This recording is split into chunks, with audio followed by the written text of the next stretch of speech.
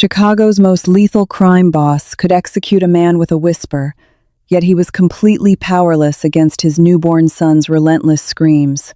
When a desperate, debt-ridden nurse breached his armed fortress to commit an unthinkable death-wish act, the crying finally ceased. His terrifying, consuming obsession, however, had just begun. The top floor of Northwestern Memorial Hospital had been transformed into a fortress.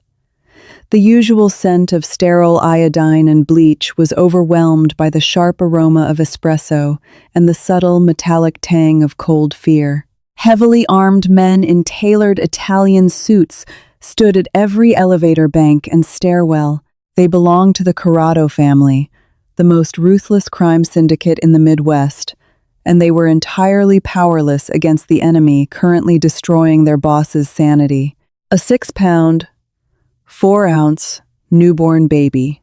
Dante Corrado stood by the reinforced glass window of the VIP neonatal suite, his broad shoulders rigid beneath a charcoal Brioni suit. He was a man who traded in human lives, who had built an empire on calculated violence and ironclad control. Yet, as he stared into the lavishly decorated bassinet, he looked entirely broken. His son, Leo, was screaming. It was not the typical, fussy cry of a hungry infant. It was a jagged, relentless shriek that tore at the vocal cords, a sound of absolute, inconsolable agony.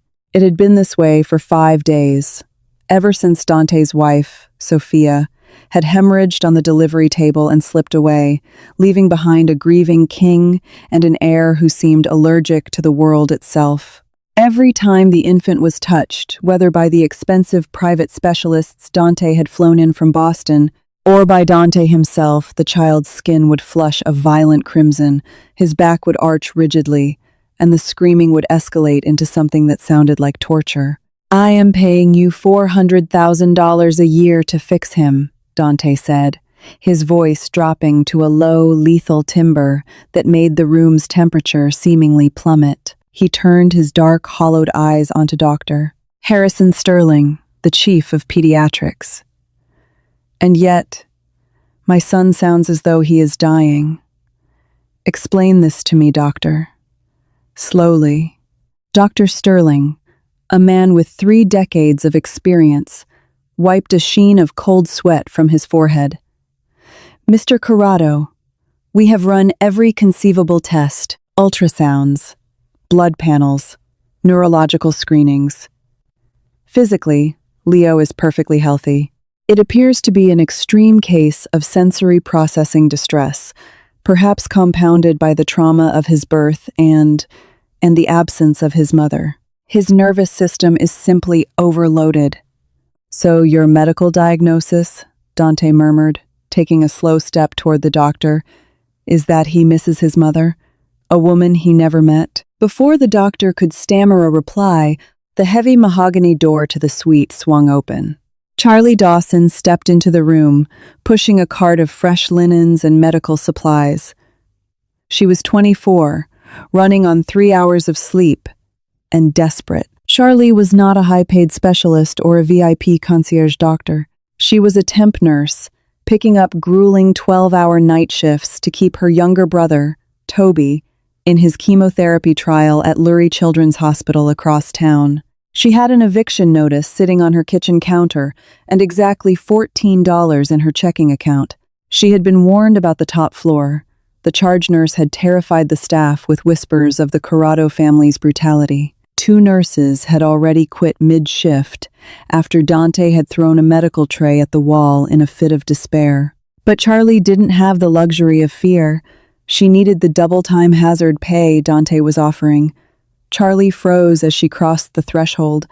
The tension in the suite was suffocating. 3 massive bodyguards had their hands resting casually inside their suit jackets. Dante Corrado stood over a trembling doctor, looking like a panther seconds away from a kill. And in the center of it all, amidst a pile of imported, hand-woven Italian cashmere blankets, the tiny baby writhed and shrieked. Charlie's eyes instantly locked onto the bassinet. The sound hit her squarely in the chest. It wasn't just a cry, it was a desperate plea for relief. "Get her out of here," Dante snapped. not even looking at Charlie. No unauthorized personnel. Silvio, Dante's massive right-hand man, stepped toward Charlie, his hand gripping her upper arm with bruising force. "You heard the boss. Leave the cart. Get out." Charlie should have walked away. She should have turned around, gone back down to the safety of the general ward, and kept her head down. But as she looked at the baby, her clinical training and raw human instinct flared. She noticed the way the infant's skin was mottled red, precisely where the expensive cashmere touched it. She saw the rigid, terrified way the neonatal nurses had swaddled him, trapping his arms so tightly against his chest that he couldn't soothe himself, inadvertently exacerbating severe infant acid reflux. The specialists were so terrified of the Mafia Boss that they were treating the baby like a fragile, explosive bomb, rather than a human child in pain. Charlie wrenched her arm out of the bodyguard's grip. The sudden, defiant movement caused the sound of 3 guns being cocked to echo sharply over the baby's cries. Dr. Sterling gasped. "Nurse Dawson, please. He's burning up in those blankets," Charlie said, her voice surprisingly steady, though her heart was hammering violently against her ribs. She looked directly at Dante Corrado, ignoring the weapons pointed at her back. "You're treating him like a Fabergé egg, and it's torturing him." Dante's eyes narrowed, a dangerous, obsidian darkness settling into his gaze. "Who the hell are you?" "I'm the person who is going to stop your son from screaming," Charlie said. The room descended into a suffocating silence, broken only by the ragged, breathless shrieks of the newborn. Silvio stepped forward, his heavy pistol now fully drawn and aimed at Charlie's chest. "Boss, give the word. I'll throw her out the window." Dante held up a single, gloved hand. Silvio froze. Dante slowly closed the distance between himself and Charlie. He was a foot taller than she was, broad and imposing, carrying the scent of expensive cologne and gunpowder. He looked down at her, searching her pale, exhausted face for any sign of deception. What he found instead was an infuriating, stubborn fire. "4 specialists have told me my son's nervous system is failing," Dante said softly, dangerously. "And you, a linen pusher with bags under her eyes, claim to know better?" "They're too afraid of you to look at the baby," Charlie shot back, surprising herself with her own audacity. The thought of Toby's medical bills gave her a strange, reckless courage. "They're looking at his blood work, not his environment. If you want him to stop crying, call off your guard dogs and step aside." Dante stared at her for 3 agonizing seconds. Then he gave a curt nod. The bodyguards lowered their weapons, though they didn't holster them. Charlie walked past the billionaire crime lord and approached the bassinet. Her hands moved swiftly, professionally. She ignored the sterile gloves sitting on the tray. Instead, she reached into the crib and grabbed the edge of the $2,000 imported cashmere blanket that Dante had flown in from Milan. With a swift, careless motion, she yanked it away, tossing it onto the sterile hospital floor. "What are you doing?" Dr. Sterling hissed, horrified. "That fabric is hypoallergenic." "It's also trapping his body heat and irritating his hypersensitive skin," Charlie said flatly. She unfastened the tight, restrictive swaddle that the previous nurses had applied. "And this swaddle is too tight around his abdomen. He's arching his back because he has severe reflux. You're essentially squeezing stomach acid up his esophagus." Without asking for permission, Charlie reached down. She didn't hesitate or tremble like the others. She slid one hand under the baby's head and the other under his bottom, lifting him with confident, firm support. Dante stepped forward, a visceral growl escaping his throat. "Put him down. Every time someone holds him, he gets worse. Because they're holding him like they're afraid he's going to shatter," Charlie said sharply. "He doesn't need to be hovering in the air. He needs grounding." Then, Charlie did the unimaginable. Right in front of the most dangerous man in the city, Charlie unbuttoned the top 2 buttons of her worn, faded hospital scrub top. She didn't care about protocol. She didn't care about the gasps from the medical staff. She took the tiny, screaming infant and placed him directly against the bare skin of her upper chest. "Are you insane?" Silvio roared, lunging forward. "Stop!" Dante commanded, his voice cracking like a whip. He was staring at his son. Charlie adjusted her hold, shifting the baby into a specialized colic position, laying him slightly on his left side against her chest, her hand providing deep, steady pressure against his back. She began to sway, not a gentle rock, but a firm, rhythmic bounce, murmuring a low, rhythmic hum that vibrated deep in her chest.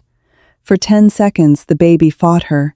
Leo shrieked, his tiny fists flailing against Charlie's skin. The bodyguards tensed. Dante's jaw clenched so hard a muscle feathered in his cheek. He looked ready to tear Charlie apart with his bare hands. Then, miraculously, the shrieking faltered. Leo's rigid little body suddenly shuddered. The deep pressure against his abdomen relieved the reflux. The bare skin-to-skin contact, free of scratchy luxury fibers, provided the exact tactile regulation his overloaded nervous system was craving. The steady, low vibration of Charlie's humming mimicked the muffled sounds of the womb. The frantic screaming dissolved into a wet, exhausted whimper. Slowly, the flushed crimson color began to drain from the baby's cheeks. Leo's tiny fists uncurled. He let out one long, shuddering sigh, rested his cheek against Charlie's bare collarbone, and closed his eyes. Within a minute, the only sound in the room was the soft, rhythmic hum of the medical monitors and the gentle breathing of a sleeping infant. The silence was deafening. Dr. Sterling stood with his mouth agape. Silvio slowly holstered his weapon, blinking in disbelief. Charlie continued to sway, her eyes closed, completely focused on the fragile weight against her chest. She had done it, but as she opened her eyes, the relief vanished, replaced by a sudden, icy jolt of awareness. Dante Corrado was staring at her. He wasn't looking at her with gratitude. The murderous rage had vanished from his dark eyes, but it had been replaced by something far more terrifying. It was a look of intense, predatory calculation. He looked at Charlie the way a starving man looks at a feast, or the way a dragon looks at a new piece of gold to add to its hoard. She was no longer just a temporary nurse. She was the only thing in the world that brought his son peace. "What is your name?" Dante asked. The lethal coldness was gone from his voice, replaced by a dark, possessive warmth that made Charlie's skin prickle. "Charlie," she whispered, suddenly very aware of the dangerous men surrounding her. "Charlie Dawson." Dante took a slow step closer, invading her personal space. He reached out, his large, calloused hand hovering just inches from her chest as he lightly brushed his knuckles against his sleeping son's head. His eyes, however, remained fixed on Charlie. "Well, Charlie Dawson," Dante murmured, a terrifyingly charming smile playing at the corner of his mouth. "It seems you just got a promotion. Cancel the rest of your shifts. You belong to the Corrado family now." Charlie's heart dropped into her stomach. She had saved the baby, but in doing so, she had unwittingly locked herself in a cage with a monster. "I am not a piece of property you can just claim," Charlie said, her voice shaking but her posture rigid. She had gently placed the sleeping Leo back into his bassinet, making sure to keep her hand resting on his chest for a few extra seconds so the transition wouldn't wake him. Dante Corrado stood by the door of the hospital suite, adjusting the cuffs of his bespoke suit, his Patek Philippe watch catching the harsh fluorescent light. "Everyone is a piece of property, Miss Dawson. It merely depends on the currency used to buy them. Silvio ran a background check on you while you were humming my son to sleep." Charlie's blood ran cold. "You had me investigated in the last 20 minutes? I own politicians in this city. Pulling a hospital temp's file takes 30 seconds, Dante replied, stepping closer. The scent of bergamot and dark leather preceded him. Charlie Dawson, 24. Nursing degree from Loyola University. Currently drowning in $42,000 of medical debt for your brother Toby, who is undergoing experimental leukemia treatments at the Robert H. Lurie Comprehensive Cancer Center. You are 2 months behind on rent for a dilapidated apartment in Pilsen. Charlie swallowed hard, her nails biting into her palms. Don't bring my brother into this. I'm not bringing him into it. I'm taking him out of it, Dante countered smoothly. He pulled a sleek, black checkbook from his breast pocket, uncapped a fountain pen, and scribbled a number that made Charlie dizzy just looking at the zeros. He tore it out and held it between two long fingers. $1 million, paid up front. Toby will be transferred to a private VIP suite at Rush University Medical Center by morning, under the care of Dr. Eris Crawford, the best pediatric oncologist in the Northern Hemisphere. All of his treatments, paid for. Your debts, erased. Charlie stared at the piece of paper. It was a lifeline. It was Toby's survival. And in return, she asked, her voice barely a whisper, in return, you move into my estate in Lake Forest. You become Leo's exclusive live-in nanny. You are on call 24 hours a day, 7 days a week, Dante said, his dark eyes locking onto hers, stripping away any illusion of choice. You will not leave the property without an armed escort. You will not speak to the press. You will keep my son quiet, and you will keep him breathing. She looked at the sleeping baby, then at the check. The Mafia Boss wasn't asking her. He was buying her soul to save his son's life. Fine, Charlie said, taking the check, but I have conditions. Dante raised a dark eyebrow. No one gave Dante Corrado conditions. Go on. No more silk and cashmere for the baby. I want standard, breathable cotton. And I want the temperature in his room kept at 69 degrees, not a suffocating 75. Finally, if you want him to bond with you, you have to stop acting like the Grim Reaper when you walk into the room. He feels your tension. Silvio choked on a cough by the doorway, utterly horrified by her insolence. Dante merely stared at her, a slow, dangerous smirk spreading across his face. Deal. Pack your things, Charlie. Your new life begins in an hour. By dawn, Charlie was a prisoner in a palace. The Corrado estate on Sheridan Road was a sprawling, Gothic stone mansion overlooking the churning gray waters of Lake Michigan. It was surrounded by 10-foot wrought iron fences, security cameras, and men carrying concealed submachine guns. The nursery was larger than Charlie's entire apartment, painted in muted tones of cream and gold. Over the next 3 weeks, Charlie entirely transformed it. She stripped away the suffocating luxury, replacing the heavy drapes with sheer linens to let the sunlight in. Under her constant, skin-to-skin care and specialized feeding routines, Leo flourished. He stopped screaming. He started gaining weight. The violent red blotches faded from his skin, leaving behind the soft, perfect complexion of a healthy newborn. But as the baby healed, Charlie found herself trapped in a different kind of tension. Dante, the boss of the Chicago underworld, was a ghost during the day, running a criminal empire built on extortion, import-export smuggling, and blood. But at night, the mansion grew quiet, and the heavy oak door of the nursery would slowly open. Dante would stand in the shadows, watching Charlie rock his son to sleep. One stormy Tuesday night, the thunder rattled the massive windows of the estate. Leo whimpered in his sleep, and Charlie stood by the crib, gently rubbing his back.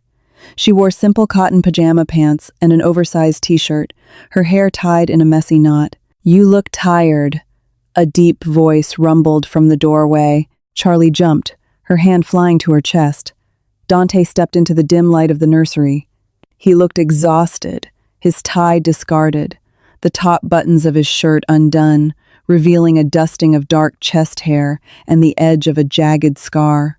There was a faint smear of something dark and rust-colored on his cuff. Blood. Charlie's breath hitched, but she forced herself to look away from it. He's teething early, I think, Charlie whispered. Dante approached the crib, looking down at his son. For the first time, Charlie didn't see the ruthless mobster. She saw a terrified father. Hold him, Charlie commanded softly. Dante froze. You know what happens when I touch him. That was before, Charlie said, stepping back to make room. He's regulated now. He knows my heartbeat, but he needs to know yours. Take off your jacket. Dante hesitated, then slowly shed his suit jacket, tossing it over a chair. Charlie guided his hands, her soft, warm fingers wrapping over his large, calloused ones. The contrast between her delicate touch and his lethal hands sent an electric jolt straight up Charlie's arm. Dante felt it too. His eyes snapped up to meet hers, dilated and intense. "Support his head," she breathed, ignoring the sudden flutter in her stomach. Dante lifted the baby. Leo stirred, his tiny face scrunching up as if preparing to wail. Dante froze, panic flashing in his eyes. But Charlie placed her hand over Dante's heart, pressing lightly. "Breathe, Dante. Slow down. Let him feel your calm." It was the first time she had used his first name. Dante's chest rose and fell in a slow, deep breath under her palm. He tucked Leo against his chest, murmuring a soft Italian lullaby. Miraculously, Leo didn't cry. The baby nuzzled against his father's shirt, sighed contentedly, and fell back asleep. Dante looked at Charlie, his expression completely undone. The air between them thickened, heavy with an unspoken, dangerous attraction. He leaned in, his lips inches from hers, the scent of rain, blood, and masculine heat intoxicating her. "You are a very dangerous woman, Charlie Dawson," he murmured, his voice a gravelly caress. Before he could close the distance, the heavy silence of the mansion was shattered by the deafening wail of the perimeter breach alarms. The blaring sirens tore through the nursery, pulsing with a harsh red strobe light that instantly woke Leo. The baby shrieked, terrified by the sudden sensory assault. Dante's tender expression vanished, instantly replaced by the cold, calculating mask of a killer. He thrust Leo back into Charlie's arms. "Get in the closet. Now, do not come out until I open that door." Dent. Dent. Dent. Dent. Dent.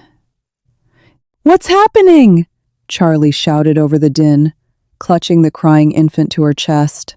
"Matteo," Dante spat, his hand already reaching beneath his shirt to withdraw a sleek black Glock 19 from a shoulder holster.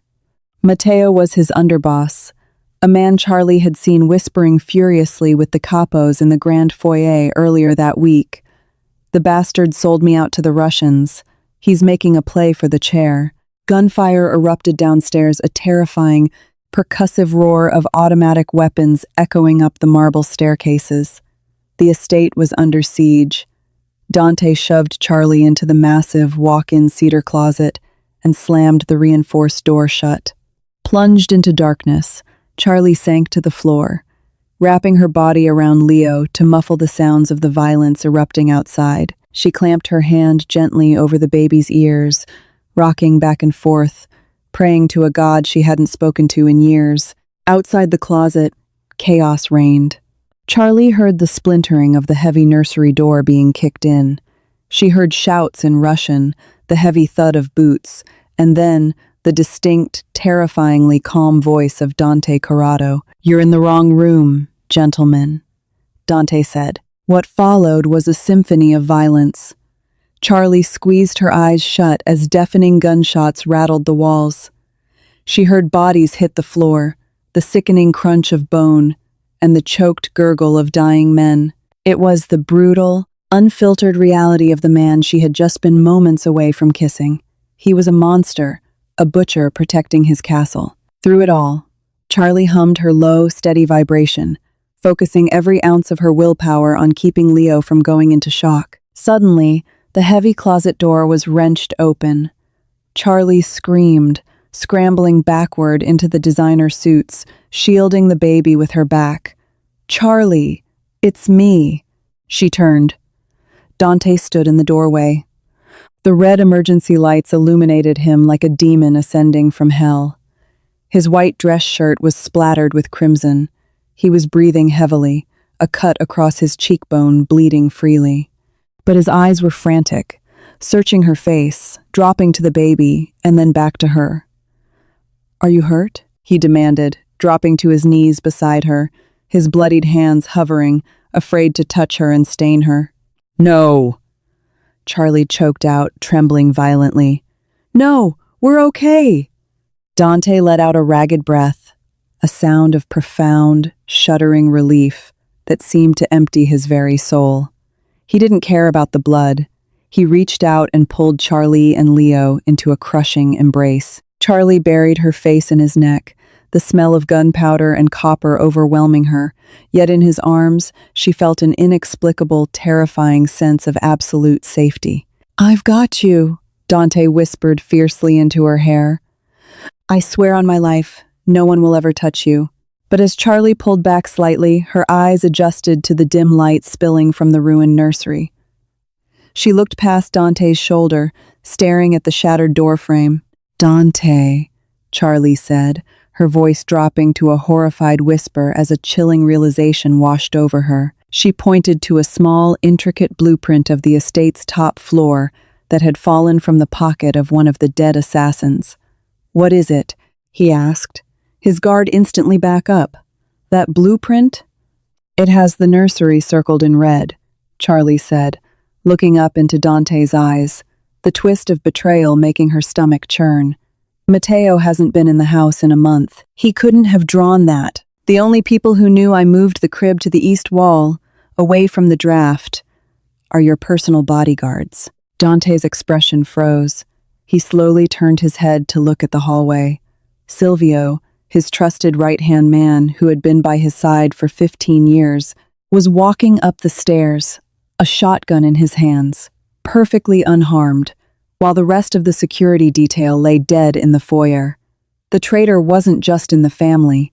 The traitor was in the room. The heavy silence of the ruined hallway pressed in on them, suffocating and thick with the metallic stench of fresh blood. Silvio stepped over the bodies of the fallen security detail, his boots leaving dark crimson prints on the imported marble. He didn't look like a man rushing to his boss's rescue. His posture was too relaxed. The barrel of his Benelli M4 tactical shotgun lowered but gripped with unmistakable intent. Inside the closet, Dante's mind worked with the terrifying, calculating speed that had made him the king of Chicago's underworld. Charlie's observation about the blueprint clicked into place, like the final tumbler of a vault. Silvio was the only one who had managed the perimeter defense. Silvio had personally selected the night guard. Dante didn't waste time on disbelief. In his world, hesitation equaled death. He pressed a bloodied finger to Charlie's lips, his eyes burning with a silent, absolute command to stay hidden. He gently took Leo from her arms, placing the sleeping infant in a reinforced laundry hamper lined with thick winter coats in the deepest corner of the closet. Charlie clamped her hands over her mouth, her entire body shaking, but she nodded. Dante stepped out of the closet, stepping perfectly into the shadows cast by the shattered nursery door. "Boss?"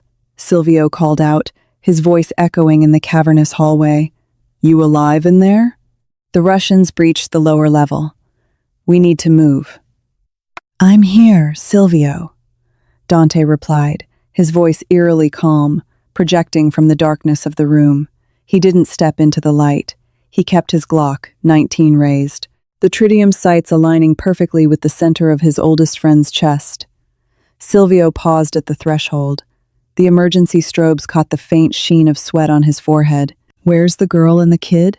We have a secure transport waiting out back." "An armored Escalade. Is that where Matteo is waiting?" Dante asked softly. Silvio froze. The silence stretched, tight as a piano wire. Then, a dark, ugly chuckle rumbled from Silvio's chest. He slowly raised the shotgun, leveling it at the shadows where Dante stood. "Nothing gets past you, Dante." "Never has," Silvio said, dropping the pretense. His face twisted into a sneer of pure resentment. "But you've gone soft. You used to be a ghost, a machine. Since Sophia died, you've been a wreck, and now you're letting a debt-ridden hospital temp call the shots? You handed her the keys to the castle because she can hum a lullaby. The Chicago outfit needs a leader, not a grieving widower playing house." "So you sold me to the Bratva," Dante stated, his grip on the Glock tightening. "For what? A percentage of the port shipments?" For the whole damn throne, Silvio spat. Silvio pulled the trigger. The blast of the shotgun illuminated the hallway like a lightning strike, tearing through the drywall and shredding the sheer curtains Charlie had hung just weeks ago. But Dante was already moving. He dropped to his knee a fraction of a second before the buckshot tore through the space where his chest had been, the edge of the blast grazing his left shoulder and tearing through his expensive dress shirt. Dante fired twice. The silenced thwip-thwip of his Glock was almost lost in the ringing aftermath of the shotgun blast. Both hollow-point rounds struck Silvio's center mass. The heavy impact threw the massive bodyguard backward, his shotgun clattering against the marble floor. Silvio hit the ground, choking on his own blood, his eyes wide with the sudden, shocking realization of his own mortality. Dante stood up, ignoring the burning agony in his left shoulder. Blood soaked the sleeve of his shirt, dripping rapidly onto his knuckles. He walked over to Silvio, looking down at the man who had been his best man at his wedding. "You forgot one thing, Silvio," Dante whispered coldly, pointing the barrel of his gun at Silvio's head. "I didn't go soft. I just found something worth killing for again." He pulled the trigger a third time, ending the betrayal permanently. Dante turned back to the closet. Charlie emerged, her face pale as snow, clutching Leo tightly to her chest. The baby had woken up, but, miraculously, wasn't screaming. He was whimpering, comforted by the frantic but steady beat of Charlie's heart. "Dante, you're bleeding!" Charlie gasped, her nursing instincts overriding her terror. She reached for his arm, her hands quickly assessing the jagged, bleeding tear in his shoulder. "It's a graze," Dante grunted, though his face was graying from the shock. He pulled a burner phone from his pocket, dialing a number from memory. "We can't stay here. The local police are in my pocket, but the feds aren't, and this much noise will bring them all. I'm calling the cleaners." Within 10 minutes, a black, heavily armored tactical vehicle idled at the edge of the estate's private beach. Dante's true loyalists, men vetted by Kroll, the international corporate security firm Dante secretly owned a stake and secured the perimeter. Charlie sat in the back of the SUV, tearing strips from her cotton shirt to pack Dante's gunshot wound. He didn't flinch as she applied brutal pressure to the wound, but his eyes never left hers. In the blood-soaked chaos of the night, a silent, unbreakable pact had been forged between them. She had saved his son, and he had protected them both. There was no going back to the hospital. There was no going back to her old life. She was part of the Mafia now. 3 months later, the private penthouse of the St. Regis Chicago floated 93 stories above the city, a sanctuary of floor-to-ceiling glass, polished onyx, and quiet luxury. The skyline glittered below them, a sprawling kingdom that Dante Corrado had violently reclaimed. The war with the Russians had been brief and merciless.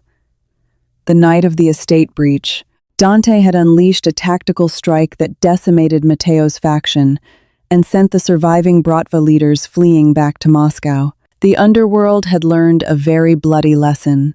The King of Chicago was not mourning anymore. He was awake, and he was lethal. But inside the penthouse, the atmosphere was entirely different.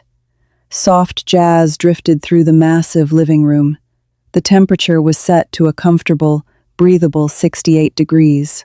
And in the center of a plush, oversized rug, 6-month-old Leo was engaged in a vigorous, giggling battle with a set of wooden building blocks. Charlie sat on the floor beside him, her hair falling softly over her shoulders, wearing a silk emerald green dress that Dante had bought for her in Paris the week before. She smiled as Leo babbled happily, reaching out to knock over a tower she had just built. He was a perfect, thriving little boy, with his father's dark hair and an infectious, loud laugh that had entirely replaced the traumatic screams of his newborn days. "He's getting faster," a deep voice noted from the doorway.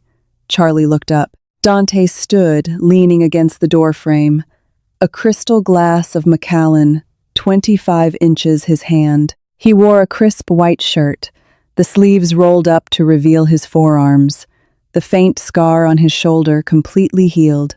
He looked relaxed, powerful, and utterly captivated by the sight of Charlie and his son. "He's going to be walking before we know it," Charlie said, her eyes warm as Dante crossed the room and sank onto the floor beside them. Dante set his glass down and reached out, pulling Charlie effortlessly into his lap.